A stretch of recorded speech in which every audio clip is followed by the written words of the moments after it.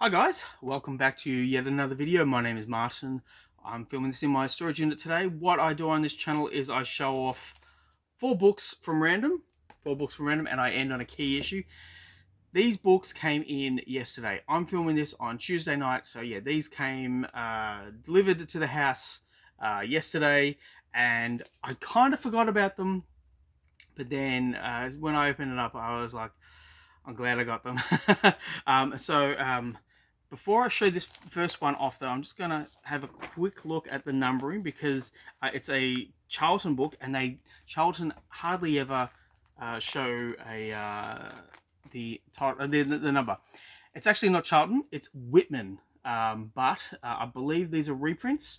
This is issue 60 of Grimm's Ghost Stories, and yeah, damn you, Whitman. Have the number on there. It's issue 60. And I didn't realize, because this was an auction buy, and a fairly cheap one at that, this is the last issue of the series. And I love last issues.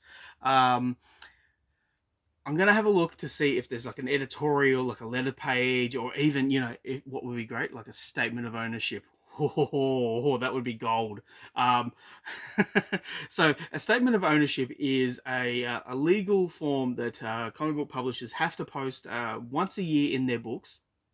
Not so much these days, but back when this was being published, yeah, once a year they would have in the letter page a little statement of ownership, and it'd be a legal form showing how much they're printed, where they're printed, how much is there in subscription, how much is there in demand, and it's a really interesting snapshot for the comic book industry at that time. And yeah, each statement of ownership is purely for like the issue that is printed in. So when you get a book like this, you have no idea what the publishing regimen is.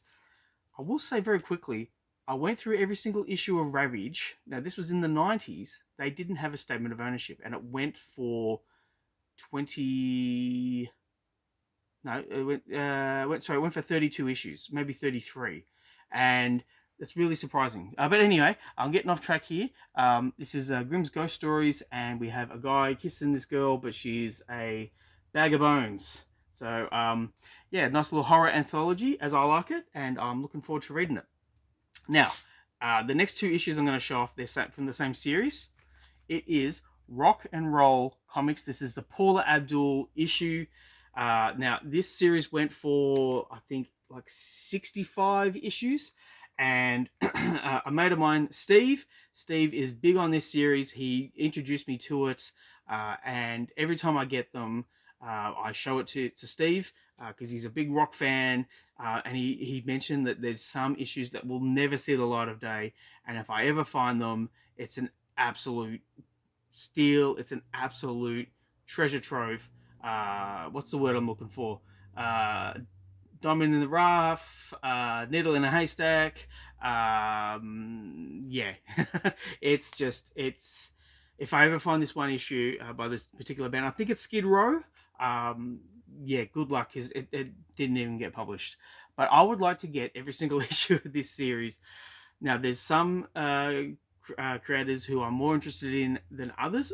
Paula Abdul is kind of on there. I'm not a huge Paula Abdul fan, but I do remember she was in a film clip with a cartoon. No, it wasn't a cat. It was a fox. Put that in the comments down below. Was it a cat or a fox? But it was in the 90s, and that was one of her big hits internationally. So yeah, this came up, and I went, "Yep, I'm going to get it." But this one I was really keen on. I saw something in the bottom right-hand corner. Here it is. Phil Collins right there. This is the Genesis issue for Rock and Roll Comics. It's issue 60.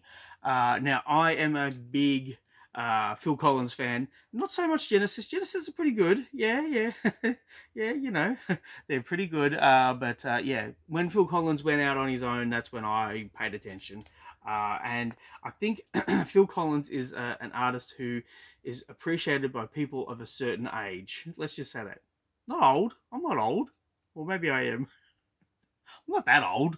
But I am a Phil Collins fan. So yeah, I saw this and yeah, I had to have it. So I snapped it up, and I'm looking forward to reading this. The unofficial biography of Genesis. the band, not the book. Now, the last issue I got, it's a little bit risky, but I'm able to show that on the screen. It's Cherry issue 9. Now, this is the 5th printing, and I got it for a nice price. It did have the sticker on there, and I was taking all the stickers off and all the tags and everything. My wife came over, and she had a look, and she said, "What is this?" And it had a $20 sticker on there. And she's like, "You paid $20 for this?" And I said, "No, I did not pay $20 for this issue. I paid a little bit less." Um, but it's the first issue of Cherry Pop Tart that I've ever received, and I didn't know what to expect. I opened it up. Thankfully, there was no one else around, especially my kids. It is full on adult stuff, and I'm certainly not going to show it on the channel. But I showed off. My brother was over at the house earlier today, and I wanted to show off the books, and especially that Chris Farley book that I showed. And I showed him this, and he said, "Oh yeah, I've got those issues." And I was like, "What the hell? You have those issues?" He said, "Yeah, I got a ton of them." And I was like, "Oh, can I can I have them? I would love to read them. Just from reading this one, just from looking at this one, I want to see what the rest are like." And he said, "Yeah, I got them ages ago. They're in the house somewhere." I said, "Oh, well, go look for them, please. I want to see them." So yeah, that's the video for today. Please let me know what you think in the comments down below. Please like and subscribe if you wish to. I would really appreciate it. Thank you for sticking with me. I hope you enjoyed the books I showed. I'll catch you in the next one. Bye.